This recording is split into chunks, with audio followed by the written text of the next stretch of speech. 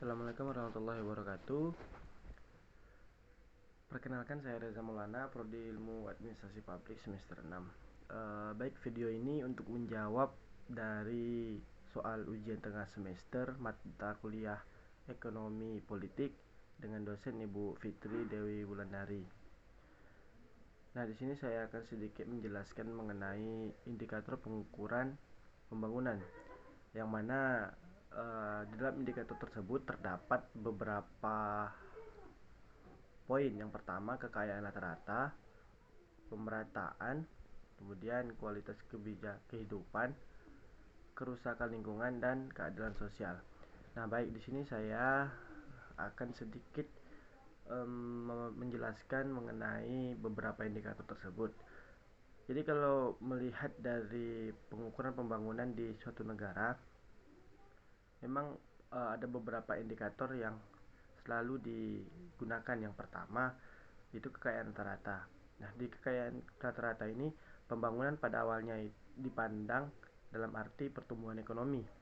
Sebuah masyarakat dinilai berhasil melaksanakan pembangunan jika pertumbuhan ekonomi masyarakat tersebut cukup tinggi.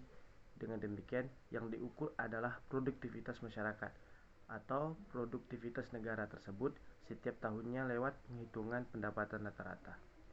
Nah, pada indikator selanjutnya yaitu mengenai pemerataan.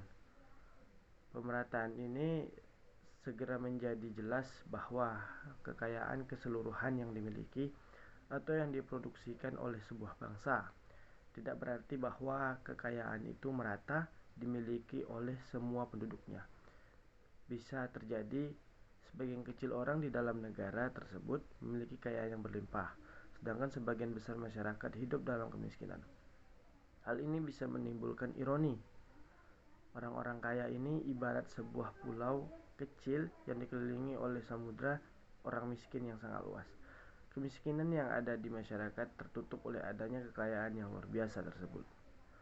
Oleh karena itu, timbul keinginan untuk memasukkan aspek pemerataan dalam ukuran pembangunan.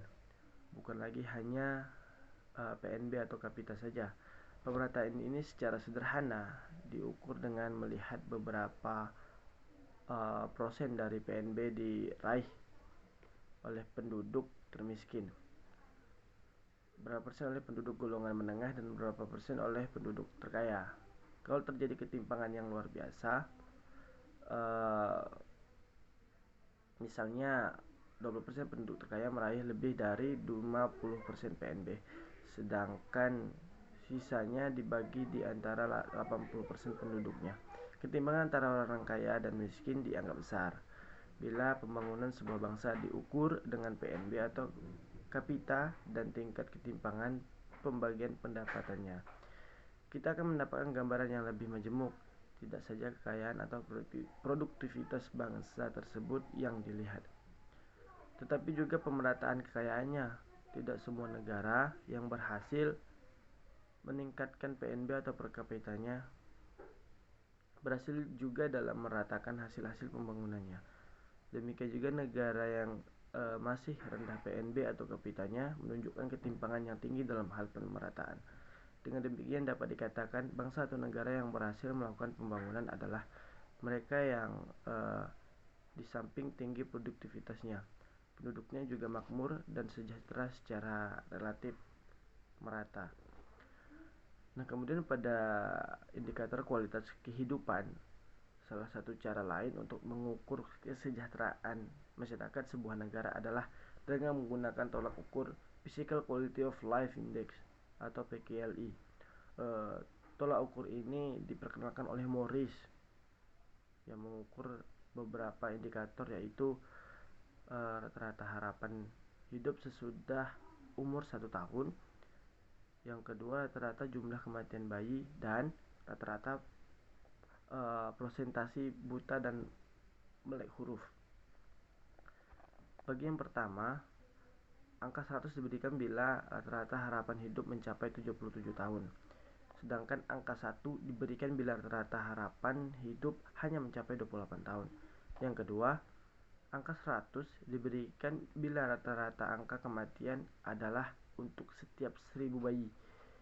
Angka 1 bila rata-rata angka kematian adalah 229. Untuk indikator ketiga, angka 100 diberikan bila teratap presentasi milik aksara mencapai 100%. Angka 0 diberikan bila tidak ada yang melek aksara di negara tersebut. Angka rata dari ketiga indikator ini yakni harapan hidup, kematian bayi, dan melek aksara menjadi angka PKLI yang besarnya antara 0 sampai dengan 100. Atas dasar ini dapat disusun di buah daftar urut negara-negara sesuai dengan prestasi PKLI. Kemudian pada indikator kerusakan lingkungan, sebuah negara yang tinggi produktivitasnya dan merata pendapatan penduduknya bisa saja berada dalam sebuah proses untuk menjadi semakin miskin. Hal ini misalnya karena pembangunan yang menghasilkan produktivitas yang tinggi itu tidak memperdulikan dampak terhadap lingkungan.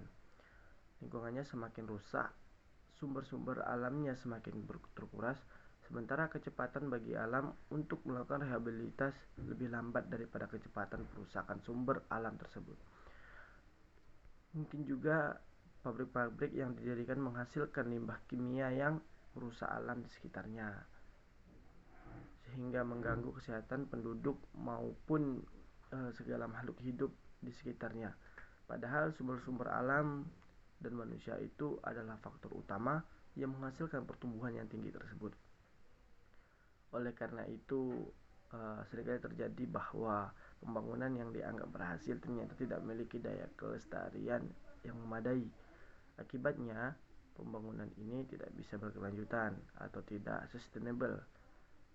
Karena itu, dalam kriteria keberhasilan pembangunan yang paling baru, dimasukkan juga faktor kerusakan lingkungan sebagai faktor yang menentukan apa gunanya sebuah pembangunan yang pada saat ini memang tinggi produktivitasnya, merata pembagian kekayaannya, tetapi dalam jangka 10 tahun atau 20 tahun mendatang akan kempes karena kehilangan sumber daya menjadi impuls utama pertumbuhan tersebut.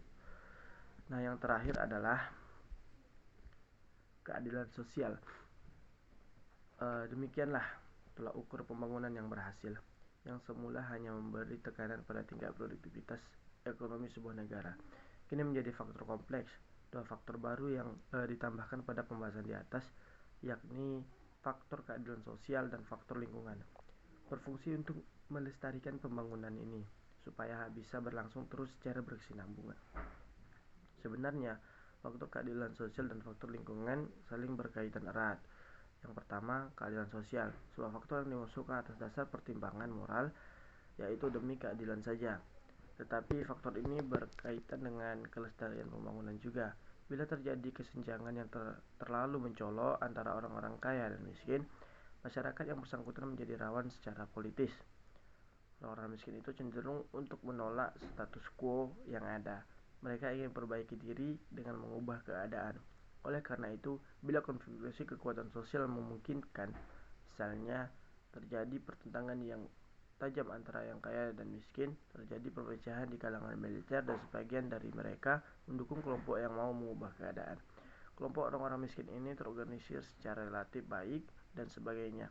Akan terjadi gejolak politik yang bisa menghancurkan hasil pembangunan yang sudah dicapai. Nah, untuk itu ini bisa kita katakan bahwa beberapa indikator ini merangkap dari dua sumber daya yang berkesinambungan, yakni pembangunan sumber daya manusia dan pembangunan secara infrastruktur. Nah, ini sering berkesinambungan untuk meningkatkan beberapa faktor dari kehidupan bermasyarakat. Nah, mungkin itu saja yang dapat saya sampaikan dari menjawab soal ujian tengah semester dengan mata kuliah ekonomi politik. Apabila ada kesalahan saya mohon maaf. Saya akhiri wabillahi taufiq wal hidayah. Wassalamualaikum warahmatullahi wabarakatuh.